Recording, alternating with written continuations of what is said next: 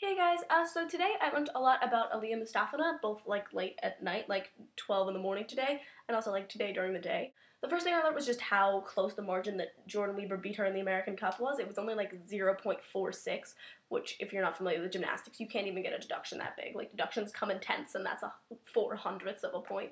So that's very small, which is interesting to me. I was never quite sure of that. I knew that Jordan had beat her, but I didn't know by how much, and I knew that they were both world champions, and they didn't compete in the same year as the other in the world championship, so they've never gone head-to-head, and I was just curious as to what happened when they did go head-to-head in that situation. And yeah, that's it. They're very close. It was by a very small margin. Aliya didn't fall on beam, but she had a couple wobbles, and Jordan fell on bars.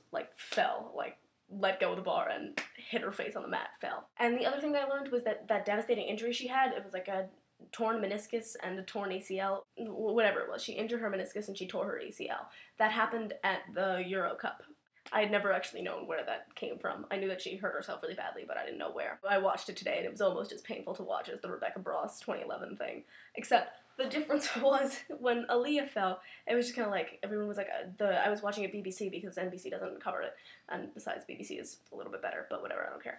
And I was watching the BBC guys and they were like, oh, they just kind of looked at it happen, they were like, oh, it looks like she hurt her ankle, oh, maybe she didn't hurt her ankle, maybe she hurt her knee, and then like that was kind of that. They weren't quite sure what had happened, but when Rebecca Bros fell, Tim Daggett just says, that's the worst possible thing that could happen to a gymnast, and then everyone is silent for the next like 5 minutes, just no one says anything, and like Aliya Raisman goes and like does a routine and everyone's just like, oh no, and like it's the most uncomfortable 5 minutes ever, and you're just sitting there like, oh my god, is she dead?